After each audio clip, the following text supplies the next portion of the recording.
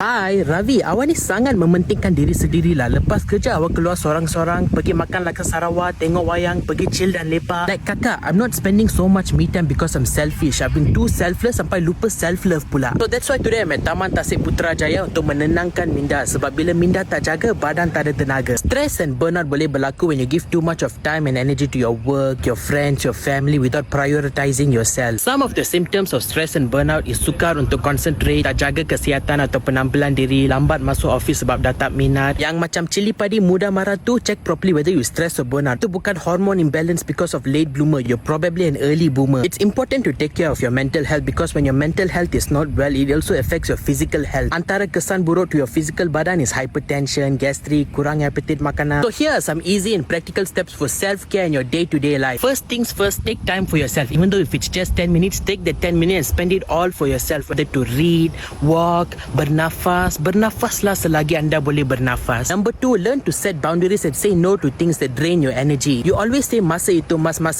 Emas pun harga dah naik, tapi nilai masa you dah naik ke tak? Number 3, kalau tak boleh connect with your crush, tak apa. Come out of your house, come out of your office and connect with the nature. Waktu senja lupa kerja, tengok sunset, now have a positive mindset. Keempat, walaupun kulit saya coklat, tak boleh makan banyak coklat. Kenalah makan banyak makanan yang sihat, makan banyak buah-buahan that's rich in vitamin C and potassium, not just to kukuhkan imuniti badan, to also jaga kesihatan otak. Because all these buah-buahan like apple and orange is rich in antioxidant that can combat oxidative stress. Kelima, you can also do activity physical untuk de-stress and release the endorphins. Seperti saya, berbasikal around Taman Tasik Putrajaya. Not even one lap around the taman, I already tercungap-cungap. Maybe I'll go join my friends kat sana. What I'm trying to say is, don't run away from your problem. Come to the park and run on the track instead. And finally, take a journal and write down at least one thing you're grateful for setiap hari. I know some of us may wish like, oh, I wish I was thinner, I wish I was richer, I wish I was prettier. Stop it. You, me, we are already perfect the way we are. What we should focus now is being healthier, not just physically but mentally. If you or anyone you know is struggling mentally and you don't know where to start, just download the MySejahtera app. There's an option called MyMinda where you can do saringan for your mental health from your home. Maybe you can start there and see how it goes. Go to a therapy, talk to a friend. On top of that, there's also a lot of resources provided on MyMinda section, macam tips for mental health, self-care, benefits of spirituality and simple tips to stay positive, to raise more awareness about mental health and provide self-care guidance. Remember, you are not selfish or practicing self-love. You cannot spell sayang without saya. You cannot cinta without I. On a separate note, come join me for the Agenda Nasional Malaysia Sihat event at Pekarangan Wellness Hub, Batu Pahat from the 5th to 6th October. I'm gonna be there on the 6th. Banyak aktiviti kat sana macam saringan kesihatan, fun run, program Happily, forum untuk warga emas dan bermacam-macam lagi. So bring your friends and family along because I'm so looking forward to seeing you there. Together, jom budayakan hidup sihat, kukuhkan imuniti badan.